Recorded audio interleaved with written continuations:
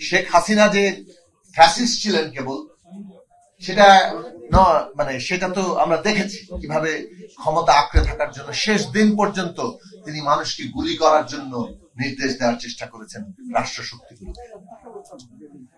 শেখ হাসিনা যে দেশের বিরুদ্ধে ষড়যন্ত্র করছেন এটা কিন্তু খুব খোলাখুলি ভাবে পরিষ্কার। ডোনাল্ড ট্রাম্পের ছবি নিয়ে তিনি তার কর্মীদেরকে বলেন মিছিল করতে, যাতে ওর উপর হামলা হলে সেই ছবি তুলে রাখা হবে, আর ওনার লিঙ্ক আছে, সেই লিঙ্ক উনি পাঠিয়ে দিবেন। মানে বাংলাদেশকে একটা ব্যর্থ রাষ্ট্র এবং এখানে নানা ধরনের ষড়যন্ত্র হচ্ছে এইভাবে উপস্থাপনের চেষ্টা করুন। খোদ শেখ হাসিনা এই কাজ করছে এবং আমরা দেখছি ভারতের মিডিয়া কিভাবে তার অংশীদার। আগে থেকেই ঠিক করা ছিল ছবিটা ছাপা হবে ওইভাবে, লেখা ছিল ডোনাল্ড ট্রাম্পের সমর্থকদের উপরে হয়রানি এবং গ্রেফতার চলছে। ইন্ডিয়া টুডে সেরকম একটা নিউজ করেছে।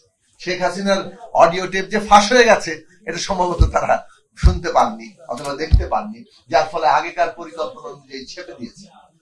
কিভাবে প্রোপাগান্ডা করছে, তাদের সমস্ত সফট পাওয়ার দিয়ে তারা এখন পশ্চিমা বিশ্বকে বোঝানোর চেষ্টা করছে বাংলাদেশে একটা জঙ্গিবাদ কায়েম হয়ে গেছে, এখানে কোনো সংখ্যালঘুদের কোনো অধিকার নাই, এখানে সব কাটাকাটি চলছে। বাংলাদেশে তো কোনো জুলাই আগস্টের হত্যাকাণ্ড হয় নাই, এতে কোনো সরকার পুলিশ আওয়ামী লীগ কেউ কিছু করে নাই, তো উল্টো এখানে পুলিশ হত্যা হয়েছে। এই প্রোপাগান্ডা কেবল বিদেশে না, বাংলাদেশে এখন অনেক লোককে সাবস্ক্রাইব করতে দেখছি যে আসলে গুলিটা পুলিশ করে নাই, আওয়ামী লীগের লোক করে নাই।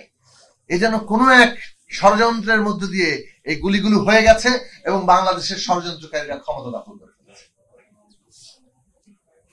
এই হচ্ছে বাংলাদেশে আওয়ামী লীগ এবং তার প্রতিরোধের চেহারা, যারা জনগণের এই বিশাল উত্থানকে ধারণ করতে পারে না।